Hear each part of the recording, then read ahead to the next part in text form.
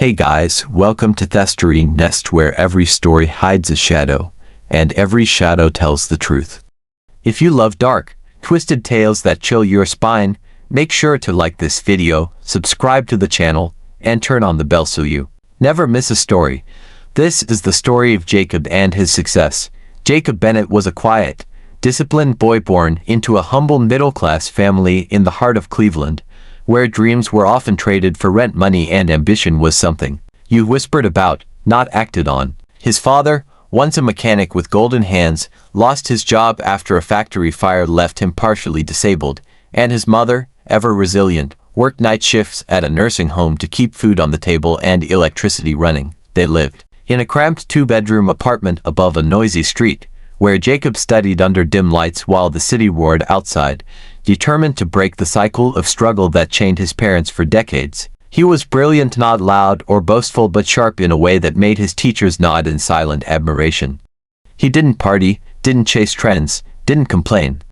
Instead, he poured his energy into books, lectures, and scribbled notes. In torn notebooks, always running between university lectures and part-time jobs that paid just enough for bus fare and cheap meals. Though quiet, Jacob carried a quiet dignity that caught the attention of a girl in his economics class, Eliza, more confident, elegant, and warm-hearted student from a well-off family who, unlike others, noticed the thoughtfulness in Jacob's answers, the way he sat in the back but always listened, the way he helped others even when he had no time for himself. She started with small gestures, saving him a seat, offering her notes, smiling as she asked innocent questions just to start a conversation. But Jacob, used to being ignored or misunderstood, believed no one like her could genuinely care for someone like him. His responses were polite but short, his body language distant, his eyes always fixed on his goals, and though Eliza tried again and again, hoping for even the smallest spark, he gave her nothing but respectful silence.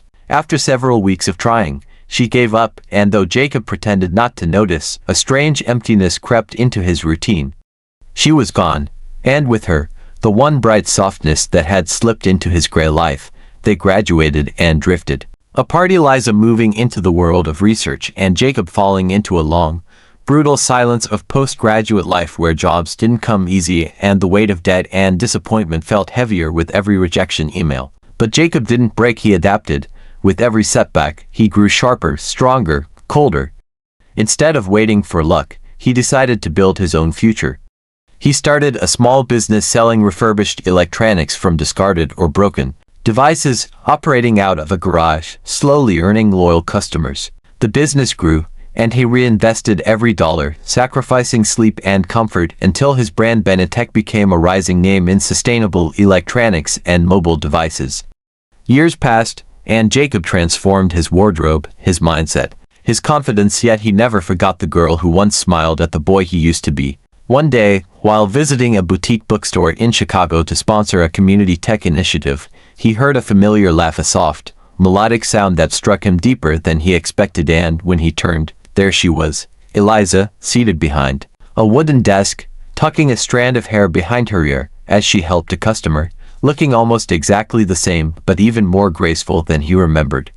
His heart raced, and for the first time, Jacob, the now successful businessman who had once stared down investors and led boardrooms, felt nervous. He waited until she was alone, then stepped forward, gently clearing his throat.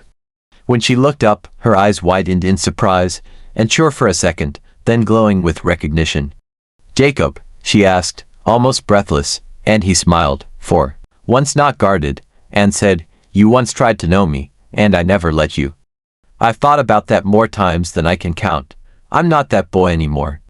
But I never forgot the girl who saw something in him." Eliza blinked, stunned but moved, and after a long pause, she smiled wide, genuine, the same smile that once followed him through crowded hallways. They sat down for coffee in that very bookstore, talking for hours, as if the years between them dissolved, sharing their stories, their regrets, their victories.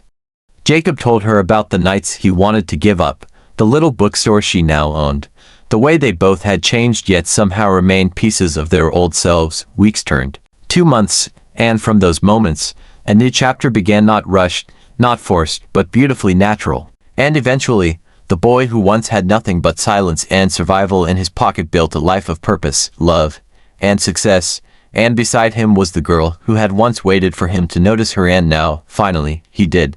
Thanks for watching the story Nest. If this one gave you chills, drop a like, leave a comment, and subscribe for more twisted tales that'll keep you up at night. Until next time, stay curious and stay careful.